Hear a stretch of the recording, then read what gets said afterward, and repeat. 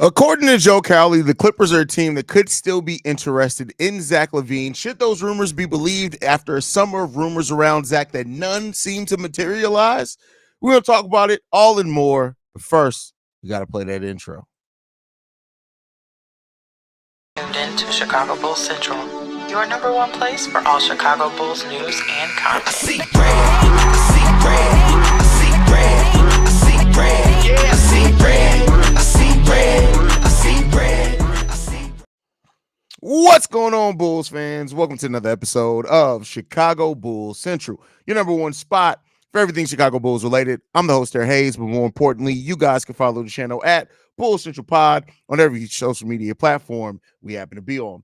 With that being said, let's go ahead and get into the content for today. And I'm only live today. I was going to do this video regardless. I was going to do it as a pre-recorded video and post it later tonight. But the reason why I decided to go live is the channel passed 19,500 subscribers, which now means that we are less than 500 subscribers away from our long-term goal of 20,000 subscribers. So with that said, since you guys have been really supporting me and fucking with me over the off season, I said, let's go ahead and go live on this so we can interact a little bit on it. But I'm going to deliver the content the same way that I had planned to initially. And so with that said, Joe Cowley initially picked up on this tweet. NBA people still feel it like if there's a chance, a place Zach LaVine could end up going either before the season or at the deadline, don't rule out the Clippers. This is then naturally taking a lot of the aggregators to kind of go and pull out this trade and then present it as the Clippers are a dark horse. The Clippers are this, the Clippers are that. This was one man in Joe Cowley who I admittedly already don't always really fuck with most of his reporting, to just put it quite frankly.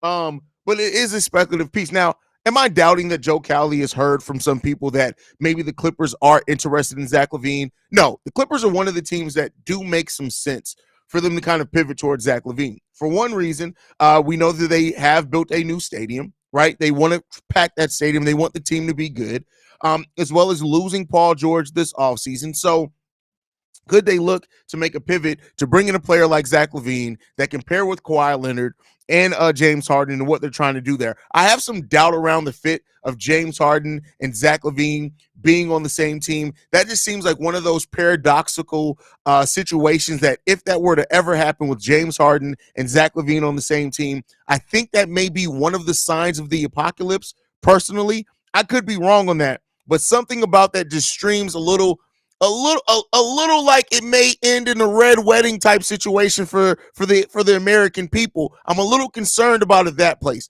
But outside of that, I can understand why the Clippers could potentially look to be interested in Zach LaVine. Now, in no way am I expecting that if this happens, it's something to happen before the season. I think that this will not happen until maybe the Clippers take a look at what this team looks like after losing Paul George and then determines, hey, the loss of Paul George has affected us this way, and we think that Zach LaVine can come in and what he brings can help us kind of get back or closer to what we were. Keep in mind, this is a team that has a new stadium, new logos, new jerseys. They're going to want to make sure that they keep that thing packed there. That's what she said, in the stadium. But this is a 51-win team from last season. And it comes down to, I think, a couple of things here is how good does Terrence Mann, Norman Powell, and Kevin Porter Jr. turn out for that team, right? If Kevin Porter Jr. comes in and what he basically was before he left the NBA, before he got kicked out the NBA, I don't think they look to make a pivot towards Zach LaVine at all. That's my personal opinion. They also brought in Derrick Jones Jr., so that puts a thing in there as well for a while. So I don't know if moving to Zach LaVine is the perfect answer there. Now, I said before, if something does not work out there to where, or let's say it does work out and they just are a sound defensive team, maybe they need a little bit of scoring, maybe they could pivot to Zach LaVine at that point. I just don't think that there's a big chance that if that were to happen, it's going to happen prior to the trade deadline, in my personal opinion. So maybe I'm wrong on that. We'll see. I don't necessarily have that feeling that it's going to happen, but we'll see what happens there. But how would this deal potentially get done? Well, for once, Bleacher Report actually has a pretty fair deal in this that makes some sense to me that we're going to talk about here. The deal is, and I guess I could bring this up on the screen. This isn't something that I do a whole lot because I'm such a solo creative, but let's go ahead and bring this up on the screen. We might as well do it that way. I think that's a really good way. Let's mix it. Can we do it this way? Why is that still small? How do we make, see, this is why I don't do shit like this. We'll just do it like that. We'll leave it right there. I don't have to be on the screen. You don't have to see my beautiful face. So this trade is the Clippers would get Zach LaVine, a 2025 and a 2026 second round pick from the Denver Nuggets. They would also get the 2028 and 29 second round picks from the Chicago Bulls. They would also reroute Russell Westbrook to the Denver Nuggets, who it's been reported that the Nuggets have some interest in Russell Westbrook. Amir Coffey, and then the Chicago Bulls will get Norman Powell, PJ Tucker, Bones Highland, and Zeke Naji. Now, the problem with this trade is that the Bulls have no open roster spots. So they would not be able to take PJ Tucker, Norman Powell, Bones Highland, and Zeke all back without sending out more salary elsewhere. So that's a part of this trade that doesn't make sense realistically, but it is a trade that you could talk yourself into making some shape, form, or fashion of sense. So it's the framework of a deal, I guess, is the best way that we will call it there. It's a solid framework of a deal, but to make it work per the CBA and per the roster spots open that the Chicago Bulls have, it would take a little bit more maneuvering on the Bulls side to find another team to reroute some of those players onto, because they just don't have the roster spots to open. Now, they could also non-guarantee waive that contract of Ernolot Batim, which then could open up an additional roster spot, but that still only leaves you 2. There's 4 players coming back in this trade for the Chicago Bulls, and they're not getting any picks back, but sending picks out. So in my mind, what would make it make even more sense is that if you reroute some of those other players and try to recoup some of the picks that you're sending out, or you send those players to a team that can absorb them, get some picks, you send those instead to the Los Angeles Clippers.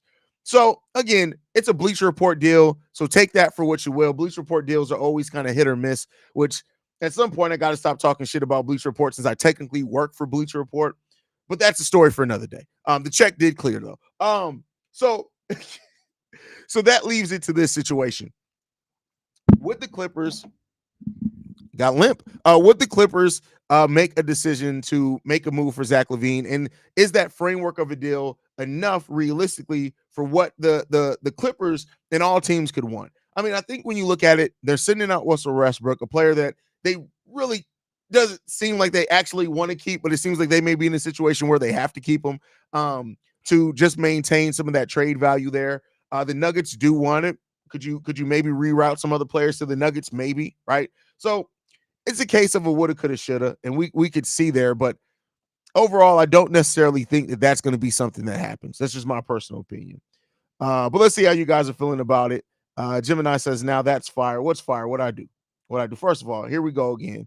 This damn thing is stuck on a different color because other people are always in my StreamYard. Nah, that's what happens when you work with a team, man. You're always going to have to adjust some things. But there you go. Let's see what else we got. We got Quentin from Let's Talk Bulls in the building. Says, yo, hit the subscribe button if you haven't already. We're trying to get to that 20,000 subscribers. We're 500 subs away. 500 subs away. So there you go. Darius Morgan. You know, it always strikes me, and this is the thing. I try not to flame people, but then somebody really comes in here and just says something that's fucking stupid. Who cares? Clearly you cared. You saw the video. The title, it was a live stream. The title was clearly stated. You decided to click into it and then said, who cares? You're clearly looking for attention. And I'm about at the point now where I'm going to give it to you because clearly your parents didn't give it to you. And so shut the fuck up. That's what we got to say about that. Who cares? The Bulls fans care. So how about you worry about that? You clicked on the video, sit down, shut the fuck up and watch the content, or go tickle your own booty hole. I don't know what to tell you, bro, but don't come in here with that who cares bullshit when you're commenting on something that clearly you care about. That's what you can stop doing right there. How about that?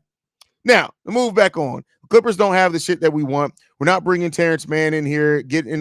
Well, that's the thing, Simba. And, you know, me and you talk outside of this. Great. I love talking to you on Instagram. But at this point, what the Bulls want is Zach LaVine not to be here. That's what the Bulls want. And so I won't say that any team doesn't have what the Bulls want, because I think at the point that the Bulls are at now, what they want more than anything is just Zach LaVine not to be here. That's what I think, man. Brother Haize, what's good in the Clippers' new stadium, the old form, or did they build a new stadium? Love your content. They built a new stadium. They built a whole new state-of-the-art stadium is what they built. The Bulls would have to move Batum and the ball-headed hole. Well, they wouldn't necessarily. Well, I don't know what they plan on doing with Batum. I really don't know what their thought process currently right is now on Batum. But I will say this: the ball-headed hole. I mean, yeah, a lot of people got to take him. A lot of people got to. Somebody got to take him, man. Has to be a 3-team trade. It doesn't necessarily have to be a 3-team trade, but I do think the size of Zach LaVine's deal, also with the contract limitations of the Chicago Bulls as far as not going into the luxury tax, you're probably looking at a 3-team trade at this point. So AK work for the Nuggets. Can he get them in on the 3-team deal with it? We'll see. We'll see. I'll take Zubac. Bro, like, I get what you're coming at that, but they're probably not giving out Zubac, man. So we'll see. We'll see what happens there, man. We'll definitely see what happens. But like I said, it's something that I can absolutely see the Clippers getting involved. It's not a clear sight line for how the deal works. Now they can match the contracts easily, but they can't match the contracts with also the roster spot limitations that the Bulls have. So that basically what's put you in a situation where it would have to be a 3-team trade. So we'll have to see what happens with that one. Vooch for Bones and filler. I don't know about that one. They're probably not giving up T-Man. Like, see, and that's where a lot of Bulls fans get this wrong at. At this point, the Bulls aren't looking for anything even close to equal value back for Zach LaVine.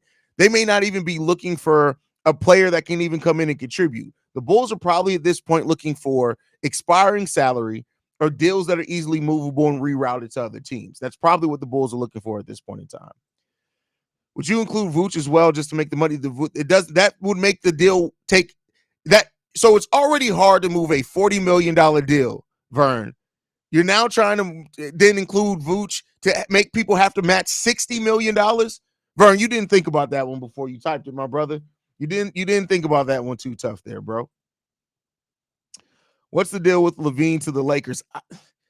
Nobody knows what the hell the Lakers are doing, bro. Nobody knows what they're doing. Nobody knows what they're doing.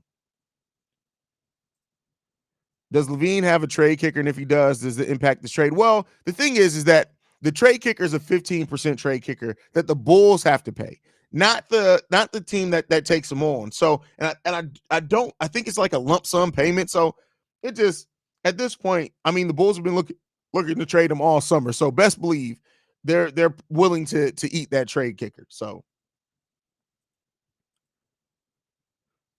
what's up, Haize? What's going on, Tay Holland? Local Bulls fan in the building. One of my favorite people on both social media and content creators. He says, boiling hot take, Giddey will average a triple-double. I mean, listen, bro. Here's what I'll say. He doesn't even necessarily need to average a triple-double. He needs to, if he gets back to what he did in 2022-23, that's close enough. And I think with this team, I think that's close enough. Just getting LaVine off this team so we can all be excited, frustrated with the rebuild that we're about to witness. Listen, I'm not even gonna lie to you. I'm kind of excited about the rebuild.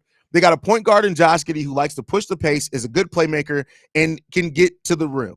You got Kobe White still here, who we already know how exciting in the heart that Kobe White plays with. Modest Busilis and what he has, like, I'm extremely excited about that. I'm even excited to see what P. Will brings with having now the excuses removed, and also point guard that's going to make Patrick Williams get involved because we don't have anybody else. Like, I'm excited for this rebuild with just the young pieces we already have. Now, it's going to be some ugly basketball. It's going to be tough there for a minute. I'm not saying it's going to be this quick turnaround, but I'm kind of excited to see what happens. Clippers are over the luxury tax, so straight up trade for Zach LaVine doesn't work. They're over the no, you can still make a straight up trade as long as you match salaries. That does work. They just can't take on more salary than what they send out. That's not how the luxury tax works.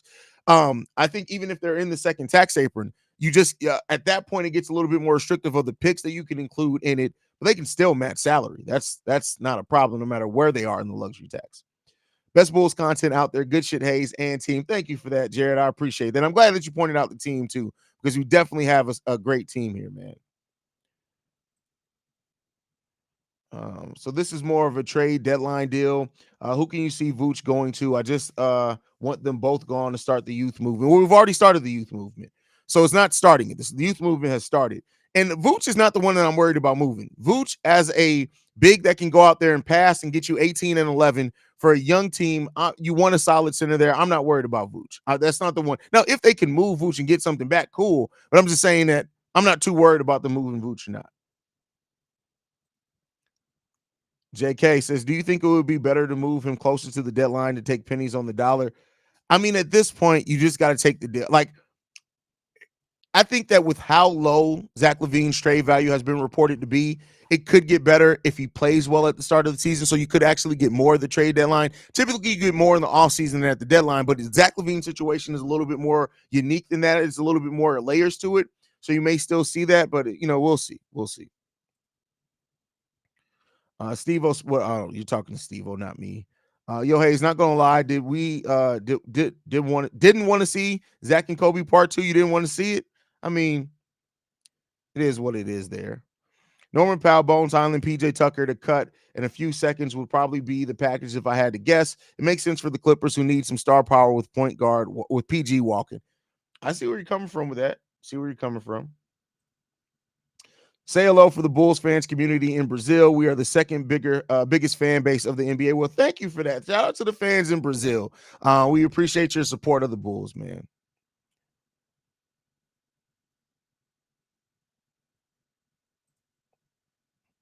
I'm not even from Chicago or know anything about the city, but I became a fan of your shows because of the consistency of your content, I guess is what you mean there. Keep that shit up, bro.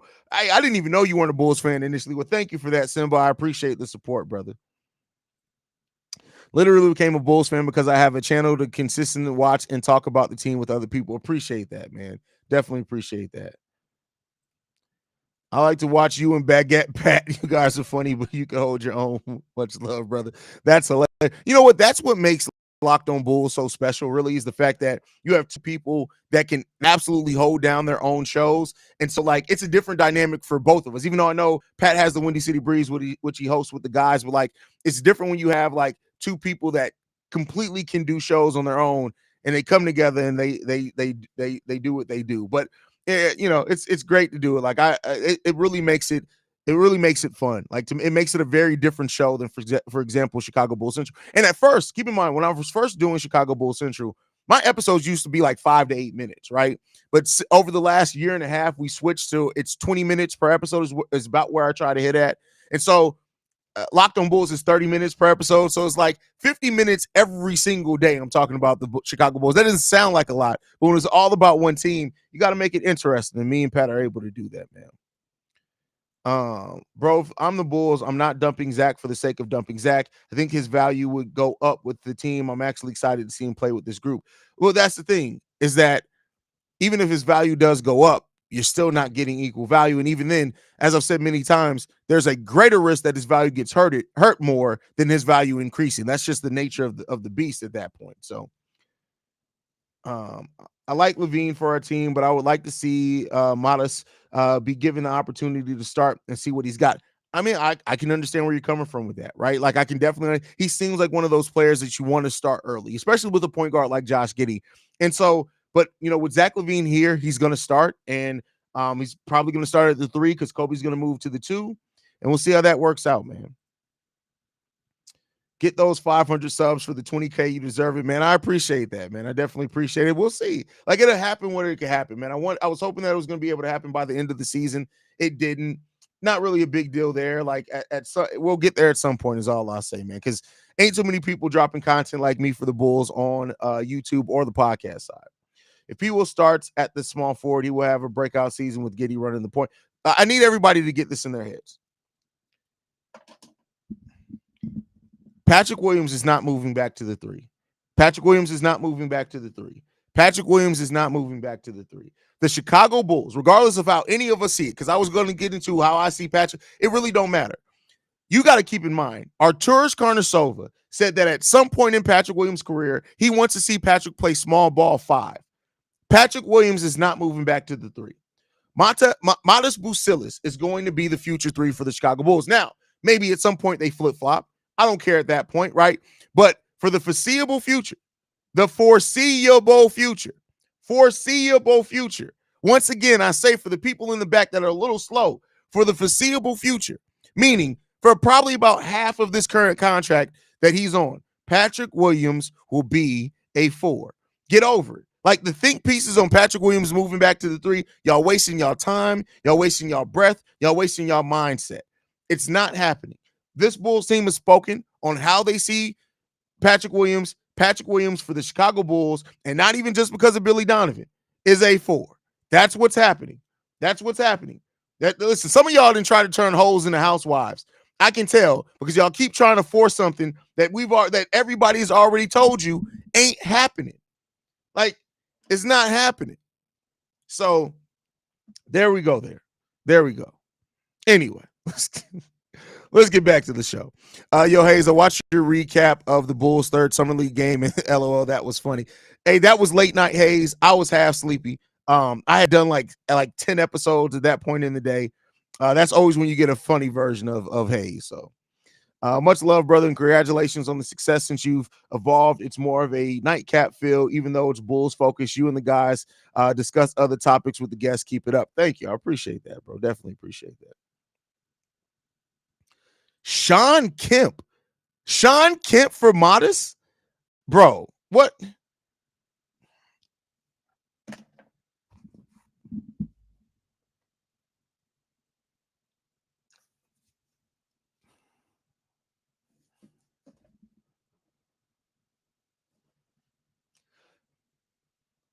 Nigga, what? Sean Kemp from Modest Boost? Come on, bro. You talking about Sean Kemp, one of the most physical, aggressive dunkers of all time, to 120 pounds? I'm sorry, a 200-pound Modest? Come on, bro. Bro, what we doing, JK? What we doing, bro? What we doing? What we doing, man?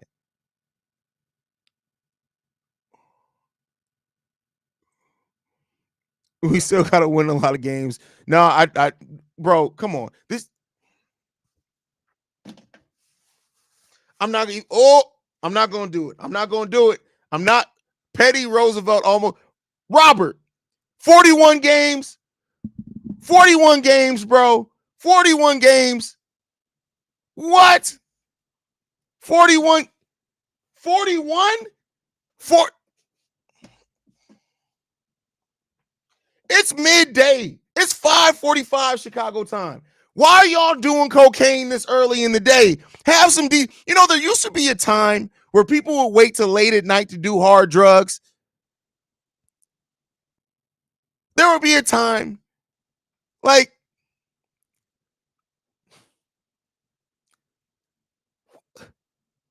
41 games.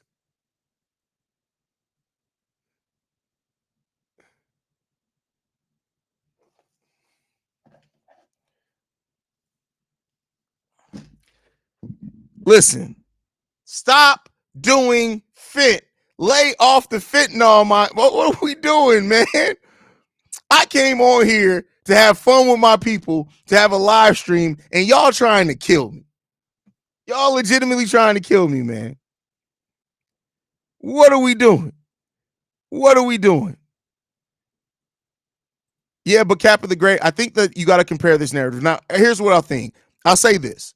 What you're laying out there is facts. And I read that same article. But the thing is this, too, is that you also have to realize then that Zach LaVine isn't the player that he's not a player that's going to push your team solo. He can fit in good. But I think that stat also tells me that Zach LaVine isn't a star. He's a really damn good player because star players can get you a team that can at least get into the playoffs if he was truly a star to superstar level player. So I get what you were saying because you're absolutely right.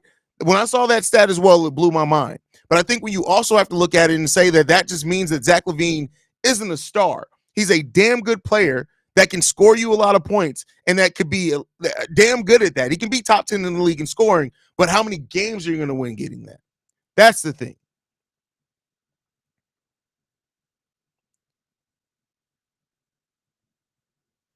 Yeah, I don't know about that 41 wins now. That's what we doing here, man.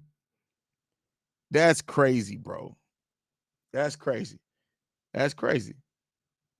Teach their own, though. Hey, teach their own. Like, and honestly, I just mean this all in fun, y'all. I hope nobody's taking offense to this. We just having fun. We just having fun, Robert, bro. I'm just having fun with you, bro. That's it, man. That's it. Like we family here. Anybody who's new here to Chicago Bulls Central, we just had on live Live streams and daily episodes are very different vibes. I'm very professional on the daily episodes, the drops that come every morning. When it's a live stream, hey man, it can get crazy. It can get crazy. Bro, I got us winning 25, maybe 30 games, the most 34, 35, but 41. Man, that's crazy, man.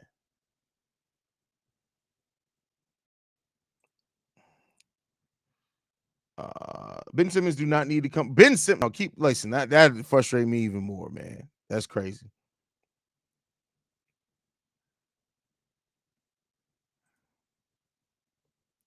I love, but yeah, hey, listen, Bulls Nation is crazy, Robert, and that's fair. That is fair. If you're right and the Bulls win 41 games, absolutely, bro, absolutely. Like that's just real talk. Like I'd have to give you your credit to that point, man.